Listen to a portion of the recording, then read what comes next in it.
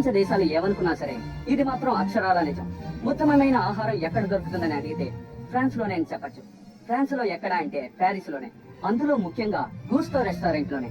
మీరు నమ్మినా నమ్మకపోయినా 5 మాసాల ముందుగా బుక్ చేస్తే గానీ అక్కడ టేబుల్ దొరకదంట. హోటల్ రేటింగ్స్ వాళ్ళు దానికి 5 స్టార్ అర్హతనిచ్చారు.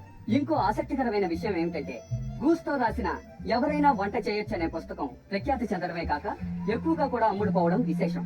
వింతైన టైటిల్, ఎవరైనా వంట చేయొచ్చు. ఇందులో ఇంకో వింత ఏంటంటే ఇదే గూస్తో తారక మంత్ర వంట. నాకు సంబంధించి వంట చేయడం అనేది అంత సులభమైన విషయం కాదు. అందరి వల్ల వంట చేయడం.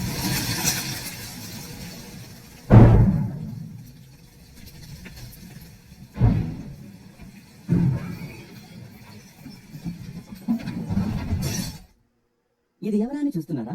నేనేనండి. సినిమా మొదలవడానికి ముందు నా గురించి మీకు చెప్తాను. నా ప్రాబ్లం ఏంటంటే నేను ఒక ఎలకని. మరి నా జీవితంలో ఎన్ని కష్టాలు ఉంటాయో మీరే ఆలోచించండి. ఈ వాసన పీల్చే శక్తి నాకు కొంచెం ఎక్కువగానే ఉందండి. పిండి, గుడ్లు, చక్కెర, స్ట్రాబెర్రీ, ఓ నిమ్మకాయ కూడా పిండారు. వాసనతో కనిపెట్టేశా. నా తమ్ముడు ఎలా తీసుకున్నాడా? ఈ గుడ్ల కుబ్బ కళ్ళోడే నా తమ్ముడు. ఒట్టి దద్దమ్మ. ఈయనే మా నాన్న.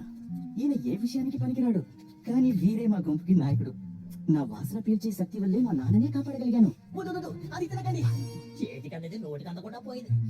అక్కడ ఎలుక పాషణ ఉందని వాళ్ళకి చూపించాను. దాన్ని చూసి మా నాన్న కూడా ఆశ్చర్యపోయారు. నాలో ఉన్న ప్రతిభను చెప్పి పొగిడారు. నాకొక పని అప్పగించారు.